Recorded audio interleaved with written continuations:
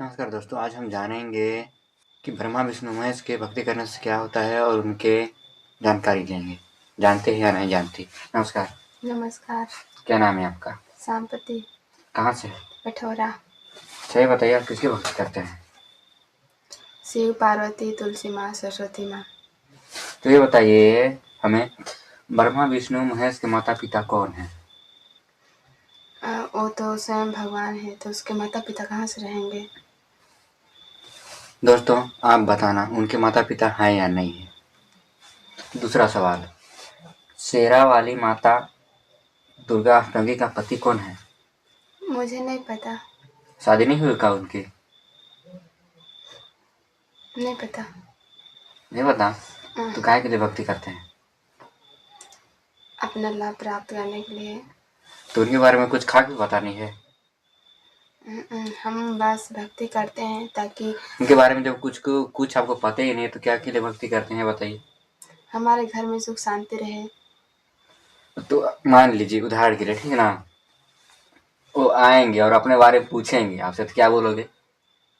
बस हम उसके सच्चे सच्चे मन से भक्ति करते हैं, उसी को बताएंगे कि हम आपका भक्ति करते हैं, आप अपना आशीर्वाद दीजिए और हमारे घर में सुख शांति बनाए रखें। अच्छा ठीक है, अब तीसरा सवाल, हमको जन्म देने व मारने में किस प्रभु का स्वार्थ है? हमको मारने और जीवन देने में कौन सा भगवान का वो है? मुझे नहीं पता। हम सभी देवी देवताओं के इतनी भक्ति करते हैं, फिर भी हम इतना दुखी क्यों हैं? ये तो आप भगवान ही जानेंगे। हम काहे के लिए भक्ति करते हैं? तो फिर वो जानता है तो फिर। अपने सुख समृद्धि के लिए। नहीं, हम सुख समझ तो भक्ति करते हैं, ठीक ना, फिर भी इतना दुखी क्यों हैं? भक्ति करते हैं तो फिर भी हमको दुखी नहीं ना होना चाहिए? हाँ, नहीं तो होना चाहिए, फिर भी रहते हैं। क्यों? अभी तो मुझे नहीं पता। हाँ, तो भक्ति क्यों करते हो? जब वो कुछ दे ही नहीं रहा, सुख शांति दे ही नहीं रहा है, सब दुखी हो रहे हैं, तो फिर भक्ति क्या के लिए करते हैं? बस भगवान में विश्वास है कि उसका प्रार्थना करने से आशीर्वाद देंगे तो सुख समृद्धि बने रहेगा। मर जाएंगे तब? अब मर जाएंगे तो उसका बात ही अलग है। हाँ, तो फिर क्या के लिए भक्ति करते हैं? जब वो कुछ हमेशा दुखी रहोगे, रात दिन बुढ़ापा आ जाएगा, सब जब तक दुखी रहोगे तो भक्ति करने से क्या होगा? जब जीते जीवन को हमको अशांति शांति का प्रदान ही नहीं कर रहे हैं तो भक्ति करने से क्या लाभ? बात तो सही है।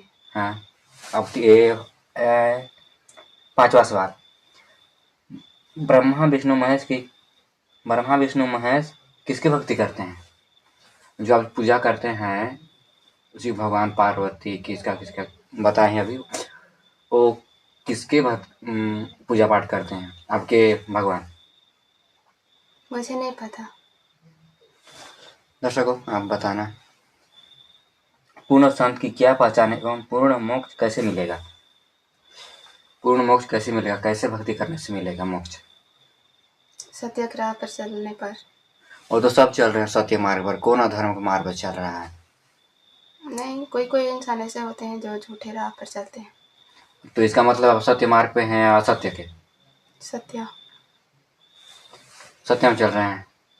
अब कोई भी आपके पास गुड़ाखुर माखुर मांगता है दुकान में ले जाने के लिए, तो आप लाते हैं कि नहीं? वो तो सामान मंगाते हैं तो ला देते हैं। अगर तंबाकू खैनी आप ला के दे देते हैं तो असत्य है कि सत्य है? सत्य है। हाँ, तो फिर कौन सा मार्ग पे आप कहाँ सत्य चल रहे हैं बताइए? वो असत्य हो गया। हाँ, तो कहाँ पे आप सत्य मार्ग पे चल रहे हैं? तो चलो ठीक है, आप बताना सत्य और असत्य के बारे में। ठीक है, अब आता है छठवां सवाल। छठवां, परमात्मा साकार है या निराकार? परमात्मा मरता है या जीता है? जीता है। जीता तो है, मैं भी जान रहा हूँ, तो कभी मरता है कि नहीं मरता है? पर नहीं मरता है। नहीं मरता है, कभी भी नहीं? कहाँ से आया तो? मुझे नहीं पता। अब फिर से अब पूछ रहा हूँ कहाँ से आया, तो इतना भी नहीं बता पा रही है, तो काहे के लिए भक्ति करते हैं तुम? आत्मा तो इंसान के अंदर ही है आत्मा, उसी को बोलते हैं परमात्मा। अच्छा ठीक।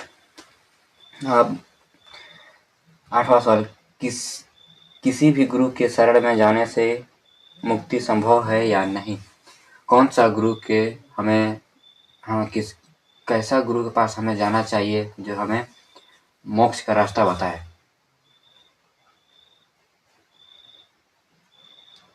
उसको मेरे को नहीं पता, उसकी तलाश में तो मैं भी हूँ। कौन सा भगवान मुझे मोक्ष की प्राप्ति करवा सके।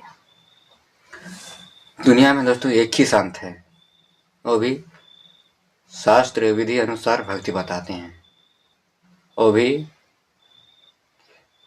पूर्ण संत है। ठीक है। अब आता है 9 तीर्थ व व्रत तर्पण श्राद्ध निकालने से लाभ संभव या नहीं? तीर्थ व्रत उपवास आप रखते हैं? हाँ, रखती हूँ। तो अभी रखते हैं, तो उनमें से आपको क्या लाभ मिलता है? लाभ तो अभी तक नहीं हुआ है।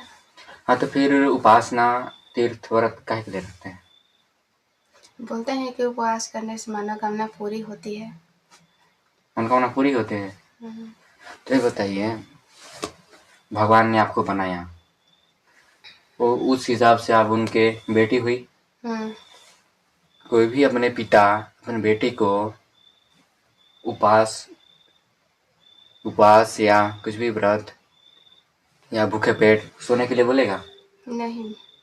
हाँ, तो फिर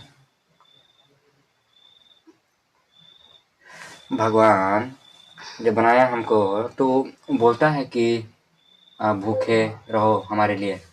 नहीं बोलते हैं। तो फिर काहे के लिए रहते हैं? अब बोलते हैं कि मनोकामना पूरी होती है, इसलिए थोड़ा कष्ट कर लेते हैं। कभी पिता तो नहीं बोलते हैं कि तुम उपवास रहो मेरे लिए। तो दोस्तों, आपने समझ गया कि इस वीडियो में समझा कि आप कुछ भी चीज करने से या ठीक है दोस्तों।